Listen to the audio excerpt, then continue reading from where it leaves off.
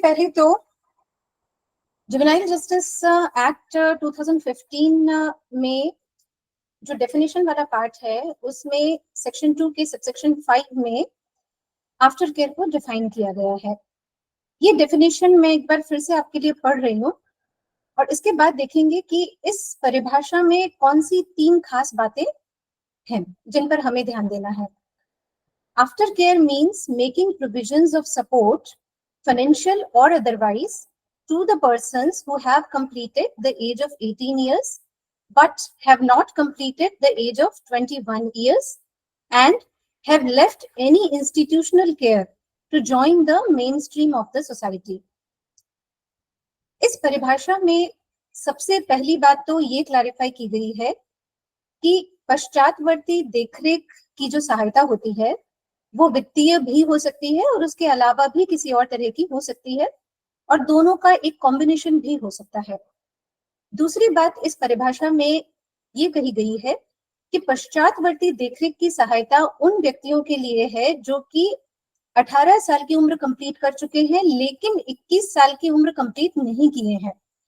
पर यहाँ पर हमें ये ध्यान देना होगा कि जुवेनाइल जस्टिस मॉडल रूल्स और मिशन वात्सल्य स्कीम में इस बेनिफिट को एक्सटेंड कर दिया गया है और वहां ये कहा गया है कि एक्सेप्शनल केसेस में, जो ऐसे केसेस हैं, अपवाद हैं जहां बहुत ज्यादा जरूरत है, तो ये जो बेनिफिट है ये 21 साल के बाद भी दिया जा सकता है 2 और सालों तक, यानी 23 साल की उम्र तक। तीसरी बात डेफिनेशन में ये कही गई है कि पश्चातवर्ती देखरेख उन व्यक्तियों को मिलेगी जो इंस्टीट्यूशनल केयर में है, यानी संस्थागत संरक्षण में है और 18 साल कंप्लीट करने पर संस्था को छोड़कर जा रहे हैं। लेकिन यहाँ पर भी हमें ये ध्यान देना होगा कि हमारे पास जो फॉस्टर केयर को लेकर गाइडलाइंस हैं उनमें ये स्पष्ट कर दिया गया है कि अगर कोई बच्चा फॉस्टर केयर में रखा गया है, फॉस्टर फैमिली के साथ रह रहा है और 18 साल की उम्र कंप्लीट कर लेता है और उस पर फॉस्टर केयर अपने आप टर्मिनेट हो जाती है, तो इस व्यक्ति को भी आफ्टर केयर की फैसिलिटी अवेल करने का हक है। तो फॉस्टर केयर जो है वो तो नॉन इंस्टीट्यूशनल केयर है, गैर संस्थागत केयर है, अगर वो फॉस्टर फैमिली के साथ है, ग्रुप फॉस्टर केयर में नहीं है तो।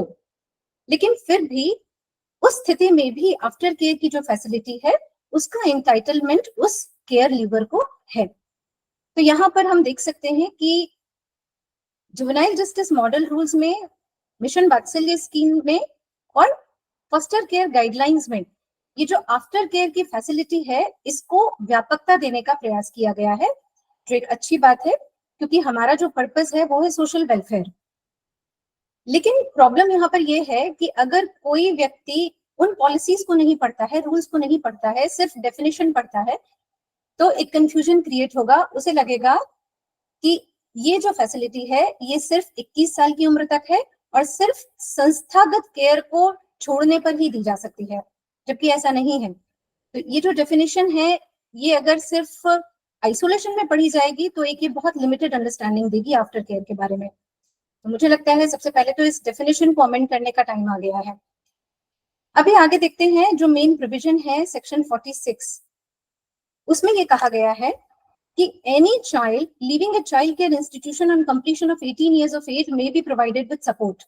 अब यहाँ पर जो हाईलाइटेड पार्ट है वो आप देखिए, एनी चाइल्ड का मतलब यहाँ पर है चाहे बच्चा child in need of care and protection हो यानी सीएनसीपी हो, या बच्चा child in conflict with law हो यानी सीसीएल हो, that doesn't make any difference. चाहे बच्चा स्पेशल होम में रह रहा था या चिल्ड्रन होम में रह रहा था, अगर वो इंस्टीट्यूशन को छोड़कर जा रहा है तो दोनों ही तरह के जो बच्चे हैं उनको आफ्टर केयर की फैसिलिटी दी जा सकती है। अब ये फैसिलिटी कैसे दी जाएगी? This will be provided in the manner as may be prescribed. तो इसके लिए हमें रूल्स देखने होंगे। रूल्स में जैसे कि अभी चौबे सर ने कहा कि रूल 25 है हमारे पास, तो जुवेनाइल जस्टिस मॉडल रूल्स जो कि 2016 वाले रूल्स हैं उनमें 2022 में अमेंडमेंट लाए गए और इन अमेंडमेंट्स के थ्रू 3 क्लॉजेस यहाँ पर और ऐड किए गए। ये क्लॉजेस क्या हैं? 2A, 2B और 2C। तो इनमें क्या मेजर पॉइंट्स हैं ये हम एक बार देख लेते हैं। रूल 25 में सबसे पहली बात तो ये कही गई है that the state government through the district magistrate shall prepare a program. तो आफ्टर केयर का प्रोग्राम बनाना स्टेट गवर्नमेंट के लिए मैंडेटरी है, ये कोई विकल्प नहीं है, ये अनिवार्यता है। दूसरी बात, डिस्ट्रिक्ट मैजिस्ट्रेट को 2016 वाले जो प्रिंसिपल रूल्स थे उनमें मेंशन नहीं किया गया था, लेकिन अमेंडमेंट के थ्रू अब मेंशन किया गया है। क्यों? क्योंकि लोकल लेवल पर आफ्टर केयर प्रोग्राम को एग्जीक्यूट करने की जो जिम्मेदारी है वो लोकल एडमिनिस्ट्रेशन की ही है। दूसरी बात रूल 25 में ये कही गई है कि आफ्टर केयर का जो ऑर्डर है वो सीएनसीपी के केस में चाइल्ड वेलफेयर कमेटी इशू करेगी, और सीसीएल के केस में अगर जेजे बोर्ड हैंडल कर रहा है तो जेजे बोर्ड की तरफ से ऑर्डर इशू होगा, और अगर चिल्ड्रन कोर्ट के द्वारा केस हैंडल किया जा रहा है तो children court after care order issue करेगा। 2A, 2B और 2C में वो चीजें स्पेसिफाई की गई हैं जो कि डिस्ट्रिक्ट मैजिस्ट्रेट द्वारा फैसिलिटेट की जा सकती हैं। तो इसमें आप देख सकते हैं कि अगर हायर एजुकेशन के लिए स्कॉलरशिप देनी है, या फिर कोई बिजनेस स्टार्ट करने के लिए लोन प्रोवाइड करना है, या किसी कॉमर्शियल या इंडस्ट्रियल एस्टैब्लिशमेंट में इंटर्नशिप ऑफर करनी है, या जॉब प्लेसमेंट का ऑफर है, तो इस तरह के जो अरेंजमेंट्स हैं उसकी जिम्मेदारी डिस्ट्रिक्ट मैजिस्ट्रेट की है। और ये डीएम करेगा कैसे? इसके लिए या तो डीएम को गवर्नमेंट स्कीम्स को एक्सप्लोर करना पड़ेगा, या फिर जो प्राइवेट एंटिटीज हैं वहां पर जाकर के देखना पड़ेगा कि किस तरह की मदद मिल सकती है। एक बार जब अरेंजमेंट हो जाता है तो उस अरेंजमेंट को मॉनिटर करना भी डीएम की रिस्पॉन्सिबिलिटी है, ताकि किसी तरह की इलीगैलिटी ना हो, किसी भी लॉ का वायलेशन ना हो। और यहाँ पर ये कहा गया है कि डीएम इस पर्पस के लिए पुलिस की हेल्प ले सकता है, बाकी सभी स्टेक होल्डर की हेल्प ले सकता है। अब बात करते हैं बाकी स्टेक होल्डर्स के बारे में। तो सबसे पहले तो जो नोडल एजेंसी कह ले हम, वो है DCPU, district child protection unit.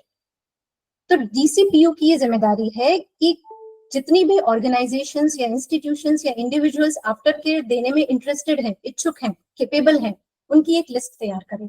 और लिस्ट सिर्फ तैयार ही ना करे, वो लिस्ट फॉरवर्ड करनी है चाइल्ड वेलफेयर कमेटी को, जुवेनाइल जस्टिस बोर्ड को, चिल्ड्रन कोर्ट को और सभी सीसीआईज को।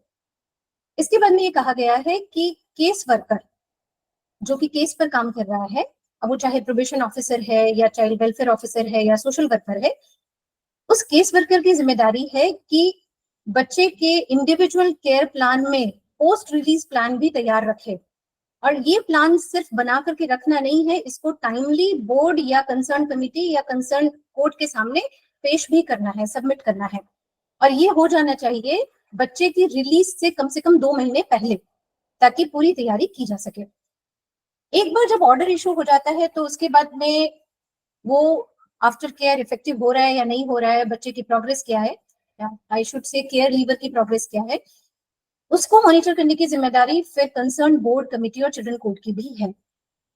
इसके आगे रूल्स में ये कहा गया है कि केयर लीवर के जो असेंशियल एक्सपेंसेस हैं, यानी जो उसकी बेसिक नीड्स हैं, जो दिन प्रतिदिन के अनिवार्य खर्चे होते हैं, उसके लिए स्टेट गवर्नमेंट फंड्स की व्यवस्था करेगी, और ये फंड्स डायरेक्टली बच्चे के बैंक अकाउंट में ट्रांसफर होगा। इसके आगे रूल्स में एक लिस्ट दी गई है, और ये जो लिस्ट है ये इलस्ट्रेटिव लिस्ट है, ये एग्जॉस्टिव लिस्ट नहीं है।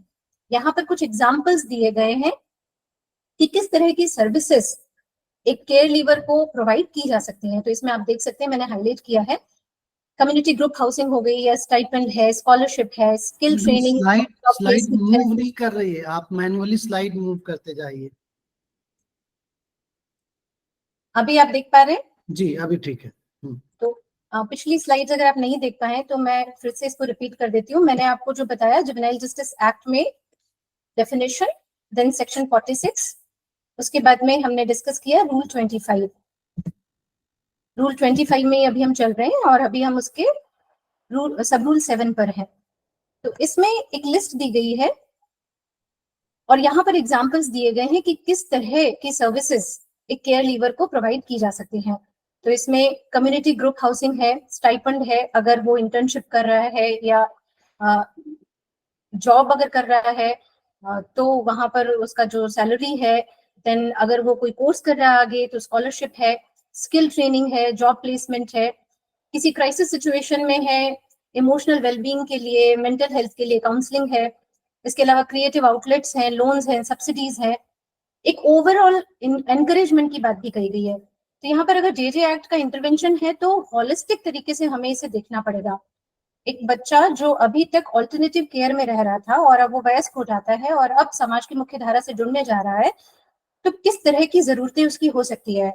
यहाँ पर जो हम सभी लोग उपस्थित हैं, हम उस स्टेज से निकले हुए हैं कि हम जब बच्चे थे और फिर वयस्क हुए, और आज तो वो स्टेज आ गई है कि हमारे अपने बच्चे भी वयस्क हो गए हैं।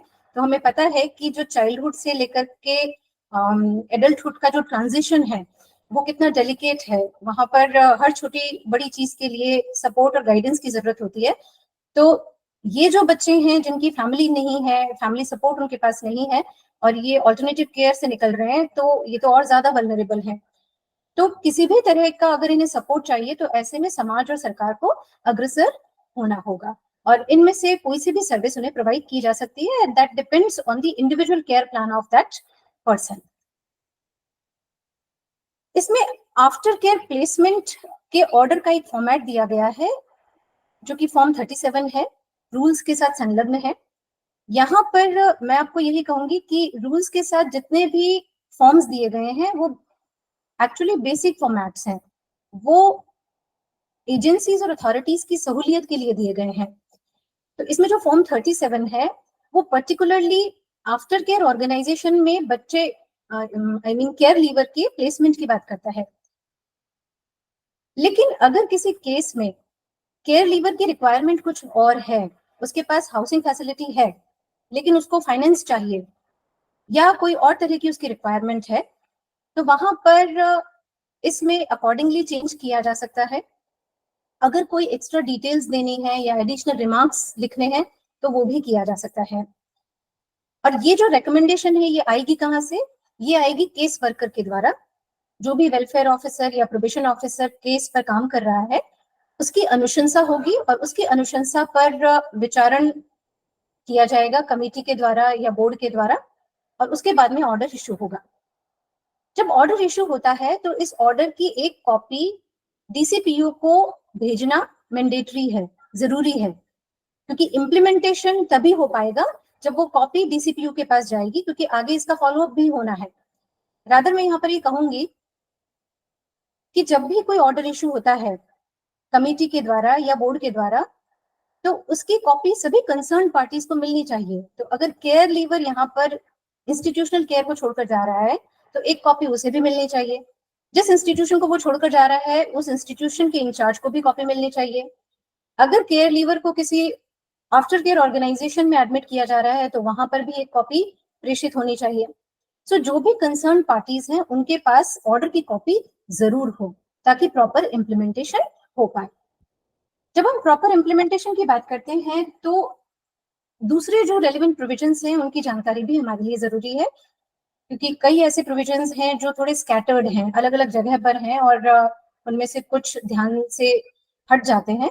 तो जरूरी है कि हम उन सभी पर अपना ध्यान केंद्रित करें। तो यहाँ सबसे पहले जेजे एक्ट में और क्या प्रोविजंस हैं वो देख लेते हैं। तो सेक्शन 3 में जो फंडामेंटल प्रिंसिपल्स दिए गए हैं जेजे एक्ट के एडमिनिस्ट्रेशन के लिए वो सभी यहाँ पर रेलिवेंट है, वो आफ्टर केयर प्रोविजंस पर भी एप्लीकेबल होंगे।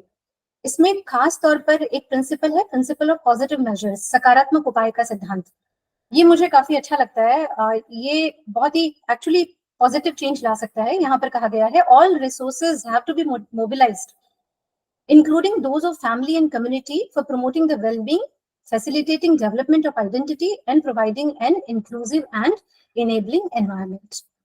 Then आगे सेक्शन 110 जो कि गवर्नमेंट्स को एम्पावर करता है रूल्स बनाने के लिए, उसमें जिक्र किया गया है कि गवर्नमेंट के द्वारा एक one time lump sum financial support भी दिया जा सकता है और उसके रिगार्डिंग रूल तैयार किया जा सकता है। इसके आगे जेजे मॉडल रूल्स में देखते हैं कि क्या रेलेवेंट प्रोविजंस हैं। तो रूल 36 और 37 है, they are respectively about education and vocational training. इसके अलावा रूल 65 है जो रिहैबिलिटेशन कम प्लेसमेंट ऑफिसर के अपॉइंटमेंट की बात करता है। और खास बात यहाँ पर यह है कि रूल 36, रूल 37 एंड रूल 65 सीसीआईज पर एप्लीकेबल हैं। तो यहाँ पर रूल्स में इन प्रोविजंस के माध्यम से ये कहने की कोशिश की गई है कि जब बच्चा सीसीआई में है, इंस्टीट्यूशनल केयर में है, तभी उसकी तैयारी ऐसी होनी चाहिए कि जब वो 18 साल का हो जाए तो इंडिपेंडेंट लाइफ जीने के लायक हो। तो अगर हम इन रूल्स को पहले से सिंसियरली ले लेते हैं और बच्चे को इस तरीके से तैयार करते हैं कि वो एक इंडिपेंडेंट लाइफ जीने के लिए सक्षम हो, तो आगे आफ्टर केयर में ज्यादा प्रॉब्लम्स नहीं आएंगी। इसके आगे जो प्रोविजंस हैं वो डायरेक्टली आफ्टर केयर से रिलेटेड हैं। तो इसमें it has been provided under rule 24 that sponsorship may be extended to the aftercare program of the child.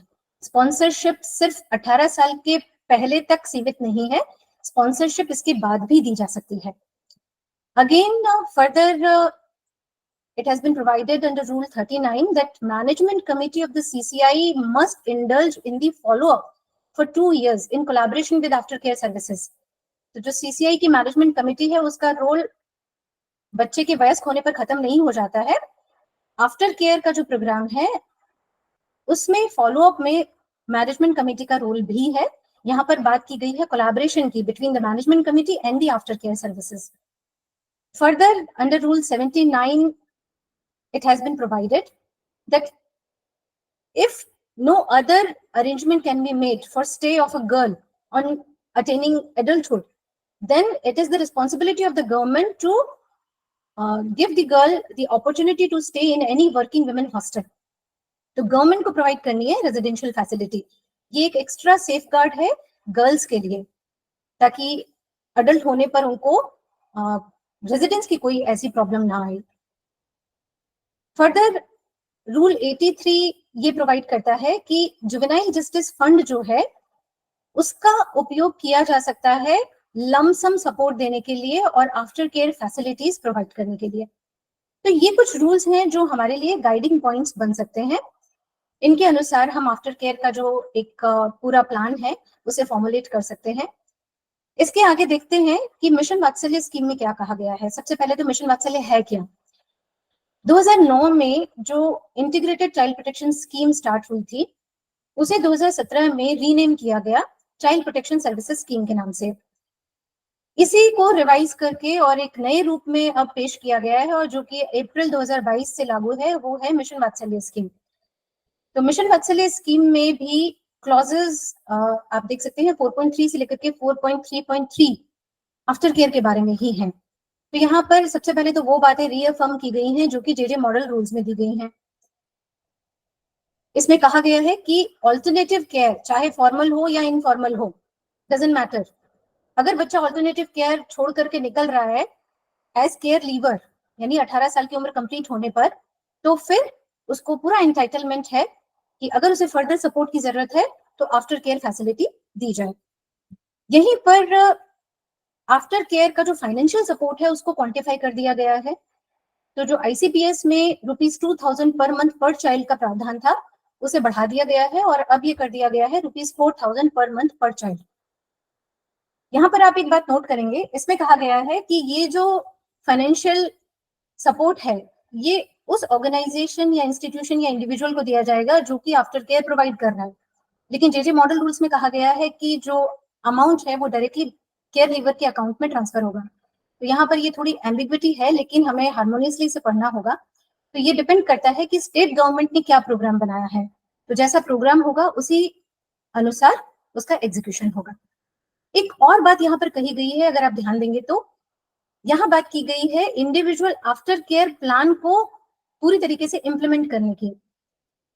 लेकिन जेजे मॉडल रूल्स में जो फॉर्म्स दिए गए हैं उनमें इंडिविजुअल आफ्टर केयर प्लान नहीं है, उनमें सिर्फ इंडिविजुअल केयर प्लान की बात की गई है। फॉर्म 7 में आईसीपी का फॉर्मेट दिया गया है और फॉर्म 14 में रिहैबिलिटेशन कार्ड का फॉर्मेट दिया गया है। हालांकि 2016 वाले जो रूल्स थे उनमें जो आईसीपी अटैच किया गया था उसमें कुछ एडिशंस किए गए, कुछ कंपोनेंट्स जोड़े गए और वो जो ऑल्टर्ड फॉर्मेट है वो आप 2022 वाले जो अमेंडमेंट हुए हैं उनमें देख सकते हैं। तो आईसीपी को थोड़ा कॉम्प्रिहेंसिव बनाने की कोशिश की गई, लेकिन फिर भी स्पेसिफिकली आफ्टर केयर का जो डोमेन है उसे वो डायरेक्टली डील तो नहीं करता। तो यहाँ पर मैं आपको रेकमेंड करूंगी, उडियन केयर संस्था की एक स्टडी है जो उन्होंने 2019 में की थी, और उस स्टडी के बेसिस पर उन्होंने अपनी एक रिपोर्ट तैयार की थी। इस रिपोर्ट में उन्होंने इंडिविजुअल आफ्टर केयर प्लान का एक फॉर्मेट सजेस्ट किया है। तो यहाँ पर सजेशन ये है कि जे मॉडल रूल्स में या स्टेट रूल्स में जो आईसीपी दिया गया है, उसी की तर्ज पर आफ्टर केयर के लिए एक आईएपी तैयार किया जाए। तो अगर हम आईसीपी और आईएपी को मर्ज करके या एक के बाद एक उसे एग्जीक्यूट करते हैं तो एक अच्छा इफेक्टिव कॉन्टिन्यूम ऑफ केयर तैयार हो जाता है। तो यहाँ आप जो वेबसाइट है उनकी, उस पर जाकर के उसे चेक कर सकते हैं। इस रिपोर्ट के बारे में हम डिटेल में आगे और बात कर सकते हैं अगर टाइम अलाउ करेगा तो। इसके आगे देख लेते हैं कि मॉडल फॉस्टर केयर गाइडलाइंस क्या कहती हैं। तो 2016 में जो मॉडल फॉस्टर केयर गाइडलाइंस थी उनकी जगह ले ली अब नई मॉडल फॉस्टर केयर गाइडलाइंस ने 2024 में। और जैसे कि मैंने आपको पहले बताया कि अगर फॉस्टर चाइल्ड 18 साल का हो जाता है तो जो फॉस्टर केयर है वो तो टर्मिनेट हो जाएगी। तो यहाँ पर उस बच्चे को भी आफ्टर केयर की फैसिलिटी अवेल करने का पूरा हक है। पर इस केस में डीसीपीओ को ये ध्यान देना होगा कि फॉस्टर केयर का अगर सपोर्ट अमाउंट दिया जा रहा था उस बच्चे के केस में, तो वहां पर जो बैंक अकाउंट था वो बच्चे के नाम पर और फॉस्टर पेरेंट के नाम पर था। तो अब ये जो अकाउंट है ये सिर्फ बच्चे के नाम पर होगा, सिर्फ केयर लीवर के नाम पर होगा, ताकि अगर फाइनेंशियल सपोर्ट देना है तो डायरेक्टली वो उस केयर लीवर को मिल सके। फॉस्टर केयर गाइडलाइंस में डिस्ट्रिक्ट मजिस्ट्रेट के रोल को भी एम्फेसाइज किया गया है, और यहाँ पर ये कहा गया है कि अगर आफ्टर केयर के केस में कोई भी पार्टी अग्रीव्ड है और किसी भी ऑर्डर को लेकर के उन्हें अपील करनी है, तो अपील अगर कमिटी का ऑर्डर है तो डिस्ट्रिक्ट मजिस्ट्रेट के सामने पेश करनी होगी। तो यहाँ पर आप एक बार देख सकते हैं section 101 of the JJ act जो कि अपील के बारे में है।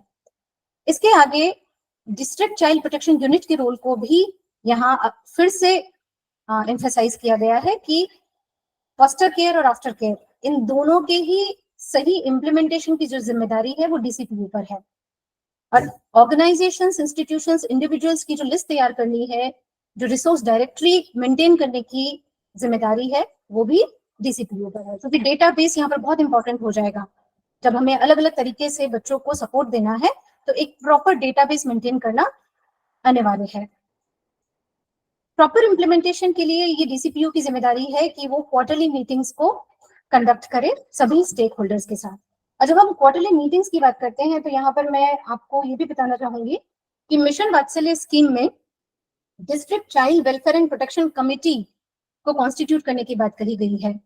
अब ग्राउंड पर ये कमिटीज कॉन्स्टिट्यूट हुई है या नहीं हुई है इस बारे में मुझे जानकारी नहीं है, लेकिन बहुत इंटरेस्टिंग है कि यहाँ पर ये जो कमिटी होगी वो कन्वर्जेंस पर काम कर सकती है। क्यों? क्योंकि इसमें ये कहा गया है कि इस कमिटी का जो प्रिजाइडिंग ऑफिसर है वो डिस्ट्रिक्ट मैजिस्ट्रेट होगा, और उसके बाद में जो मेंबर्स हैं वो अलग अलग डिपार्टमेंट से हैं। तो यहाँ पर जो नेटवर्किंग है वो बहुत ईजी हो जाएगी और ठोस हो जाएगी। तो इसमें मैं आपको लिस्ट ये पढ़कर बताती हूँ। इसमें मेंबर्स के लिए दिया गया है under the district magistrate, superintendent of police, then officer of district legal services authority, then officer of urban local body, medical officer, labour officer, education officer, sports officer, social welfare officer, skill development officer, district planning officer, district social welfare officer, so on and so forth. तो यहाँ पर जो mission वात्सल्य में एक road map दिया गया है वो इसी पर्पस के साथ दिया गया है कि across the departments, across the domains there should be convergence. कहीं पर भी कोई भी स्कीम है जिसका लाभ किसी केयर लीवर को दिया जा सकता है तो उसकी कोशिश होनी चाहिए। इसके आगे दो और डॉक्यूमेंट्स हैं जिन्हें हम पढ़ सकते हैं आफ्टर केयर के बारे में अगर हमें थोड़ा और जानना है तो नेशनल यूथ पॉलिसी है 2013-2014 की, लेकिन अब उसे रिवाइज किया जा रहा है और इसका ड्राफ्ट बनकर भी तैयार है।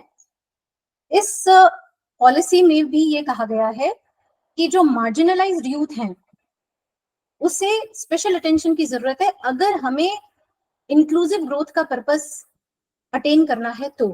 और जो मार्जिनलाइज्ड यूथ है उसमें केयर लीवर्स को भी शामिल किया गया है। तो यहाँ पर जाहिर सी बात है कि जो केयर लीवर्स हैं उन पे हमें ज्यादा ध्यान देना है। इसके अलावा UN guidelines on alternative care है 2009 की, और इसमें ये एक्नॉलेज किया गया है कि आफ्टर केयर जितना जल्दी शुरू हो जाए उतना अच्छा है। यानी जब बच्चा इंस्टीट्यूशनल केयर में है या किसी भी और ऑल्टरनेटिव केयर में है, तो उसी टाइम से उसकी तैयारी शुरू हो जानी चाहिए, ताकि जब वो बच्चा वयस्क हो जाएगा और मेन स्ट्रीमिंग के लिए केयर को छोड़ेगा तो ज्यादा प्रॉब्लम्स ना आए। उस बच्चे के पास अवेलेबिलिटी होनी चाहिए, एक्सेस होनी चाहिए सोशल, लीगल, मेडिकल और फाइनेंशियल सपोर्ट की। और जैसे कि मैंने कहा, ये तभी पॉसिबल है जब हम एक रॉबस्ट नेटवर्किंग करें। और यहीं पर मैं ये भी कहना चाहूंगी कि नेटवर्किंग सिर्फ एजेंसीज एंड अथॉरिटीज की ही जरूरी नहीं है, केयर लीवर्स की खुद की नेटवर्किंग भी बहुत जरूरी है। Their voices need to be heard, and they should also be available to support each other. So on this note, I invite Girish to address us. Girish is representing care leavers here, and he'll be speaking on behalf of Click Forum. Welcome, Girish. Yeah, thank you so much, ma'am, for invitation. And yeah, so I have prepared few slides on the care leaver challenges and how the care leavers, the children who leave from the child institution, face the challenges. Before that, जैसा कि law के law में जो भी है JJ act में, जो ma'am ने बहुत इजीली समझा दिया, एंड मैं कविता मैम अपना प्रेजेंटेशन बंद कर दीजिए। राइट सो कविता मैम, Yes.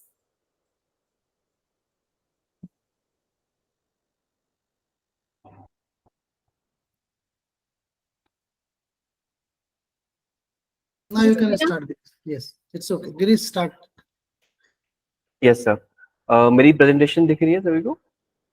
जी दिख रही है जी। सो जब कोई भी बच्चा मिसिंग होता है या फिर जो एक अनाथ बच्चा होता है या उसको कोई भी नीड होती है, तो उसको CWC, DCPUs या कोई भी NGO उसको होम में डलवाता है। तो जो एज है 0 से 15 एज, जहाँ बच्चा चाइल्ड के इंस्टीट्यूशन में आता है, इन मैनी केसेस चाहे वो अबेंडेड बच्चा हो, और उसके बाद वो अपनी लाइफ स्पेंड करता है 16 to 18 तक। उसको यहाँ उसको स्लोली एक प्रेशर बनना स्टार्ट होता है कि जैसे मैं 18 का होऊंगा तो कहाँ जाऊंगा, क्या करूंगा और अपनी लाइफ में कैसे स्पेंड करूंगा। क्योंकि जब एक बच्चा होम में होता है, जैसे मैं खुद एक केयर लीवर हूँ, मैंने भी अपने लाइफ के 12 साल एक जयपुर के चाइल्ड के इंस्टीट्यूशन में स्पेंड किए, और जब मैं खुद 18 का होने वाला था तब मुझे लगा कि यार एक होम में हमें सब कुछ मिलता है, अच्छी एजुकेशन मिलती है, प्रॉपर न्यूट्रिशन फूड मिल रहा है, आपको टीचर्स आ रहे हैं पढ़ाने के लिए, एक बड़ा घर है, एक फैमिली है। बट निकलने के बाद आपको ऐसा कुछ भी नहीं मिलने वाला है। सभी हमें और जो होम का जो बच्चा है निकलने वाला है, उसको ही सब कुछ अपने दम पे करना है। तो उसी प्रेशर में जो होम वाले बच्चे हैं, जिनका ऑलरेडी एक पास्ट ट्रॉमा है फैमिली नहीं होने का, या फैमिली थी तो अबंडेंट कर दिया, तो जो ट्रॉमा है वो बच्चे को और ज्यादा मेंटल प्रेशर क्रिएट करता है। इसी वजह से बच्चा, बहुत सारे केयर लीवर्स बहुत गलत डायरेक्शन में चले जाते हैं। फिर 18 to 21 जो बात करें, तो एक सेल्फ केयर, जहाँ एक आफ्टर केयर की नीड है बच्चे को, एक एक एक पाथ, एक डेस्टिनेशन, एक ट्रांजिशन प्लानिंग हो बच्चों को, तो वहाँ एक स्टेक होल्डर CWCs की बहुत इंपॉर्टेंट रोल आता है यहाँ पर। तो जैसे अगर हम अनिशा जी भी यही है, मैं भी यही हूँ, अगर हम दोनों अपने आप को कंपेरिजन करें, तो जैसे हम निकलने वाले होते हैं तो हाउसिंग सपोर्ट नहीं मिलता है इजीली। जैसे यूनिसेफ, जैसे मैम ने भी पहले कहा था कि यूनिसेफ और ओडियन केयर ने जो रिपोर्ट बनाई थी, उसी के कुछ पॉइंट्स मैंने यहाँ हाईलाइट किए कि जब बच्चा 18 के बाद निकलता है तो उसको क्या क्या चैलेंजेस, इश्यूज और वो फेस करता है। जैसे जो जितने भी बच्चे निकलते हैं होम से, उनको 60% को तो हाउसिंग सपोर्ट मिल ही नहीं पाता है।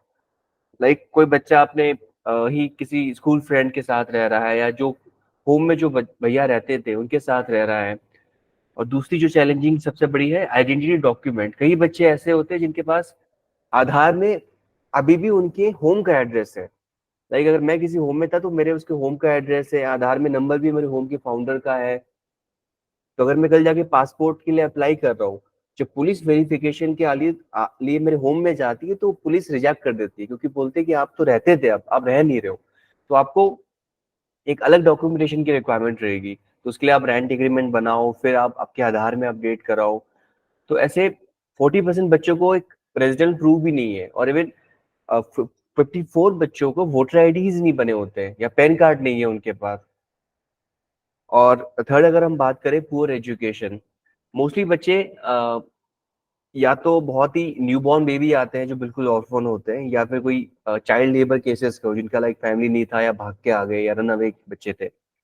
तो वो बच्चे मोस्टली 5 to 8 या 10 ईयर के बीच में आते हैं।